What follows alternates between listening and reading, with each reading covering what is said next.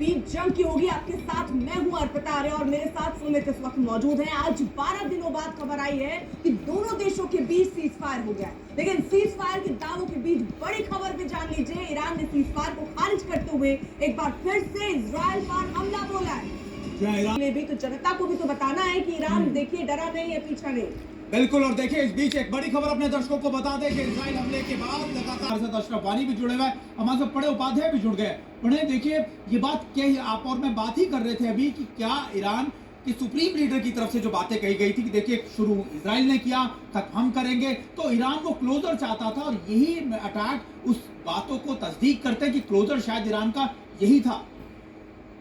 बिल्कुल, ईरान अपनी जनता को ये दिखाना चाहता था कि फाइनल शॉट जो है वो उसने फायर किया है और सीज फायर का ऐलान उनकी तरफ से किया गया है। अभी जैसा आप भी कह रहे थे कि जवाबी कार्रवाई का कोई ऐलान या कोई इंडिकेशन फिलहाल इजराइल से नहीं मिला है। यानी बेरशेबा जैसी जगह के ऊपर दूसरी बार इस तरीके का बड़ा बैलिस्टिक हमला होने के बावजूद अभी किसी तरीके की कार्रवाई का इंडिकेशन आईडीएफ की तरफ से नहीं मिला है। और सीज फायर को लेकर दोनों तरफ से, हालांकि इजराइल की तरफ से अभी कोई आधिकारिक बयान सीज फायर को लेकर नहीं आया है सुमित। और आप देखें कि प्रेसिडेंट डोनाल्ड ट्रंप ने जो कुछ कहा था, लेकिन अगर इसको बड़े परिप्रेक्ष्य में देखा जाए तो इसके अंदर ये चीज नजर आती है कि अमेरिका ने जो रुख अपनाया है, यानी कल के घटनाक्रम के बाद अल उदैद एयरबेस के पर हुए हमले के बाद में, और खास तौर पर जो व्हाइट हाउस के अंदर कल नेशनल सिक्योरिटी कमेटी के साथ में मीटिंग हुई है प्रेसिडेंट डोनाल्ड ट्रंप की, उसके बाद में एक चीज इंडिकेशन बिल्कुल साफ है कि अमेरिका इस लड़ाई को आगे नहीं बढ़ाना चाहता है। वो इस लड़ाई के अंदर सीधे तौर पर नहीं कूदना चाहता, ये चीज स्पष्ट हो चुकी है। दूसरी चीज ये है कि वो सीज फायर करवा के इस लड़ाई को कंटेन, क्या ये वाली लड़ाई है, इसमें ये भी मैं समझना चाहती हूँ कि ट्रंप कहाँ आकर खड़े होते हैं,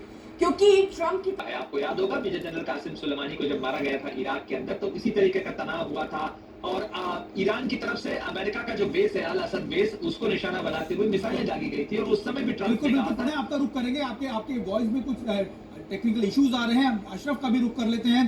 अशरफ हमारे साथ जुड़ा। अशरफ देखिए क्लोजर की बात पढ़े भी कर रहे थे, इससे पहले भी हमारी बातचीत हो रही थी कि आप भी कह रहे थे कि ईरान भी चाहता है कि सीज फायर हो, ये आगे ना बढ़े, लेकिन एक ऐसा समय चाह रहा था ईरान जहां पर वो अपनी आखिरकार ये युद्ध विराम की घोषणा कब होगी। अब ईरान के टीवी चैनल ये जरूर बता रहे हैं कि वहां ईरान में सीज फायर हो गया है, लेकिन अभी और आधिकारिक और जानकारियां आनी बाकी है, इजराइल की तरफ से भी आनी बाकी है। लेकिन यहाँ आपको बताएं, सबसे पहले ट्रंप की तरफ से एक पोस्ट किया गया सोशल मीडिया पर, जिसमें ट्रंप ने ये जानकारी दी कि किस तरह किस प्रोसेस में ये सीज फायर आगे होना है, और उसी के तहत हम देख रहे हैं ईरान की तरफ से ऐसी जानकारियां आनी शुरू हो गई।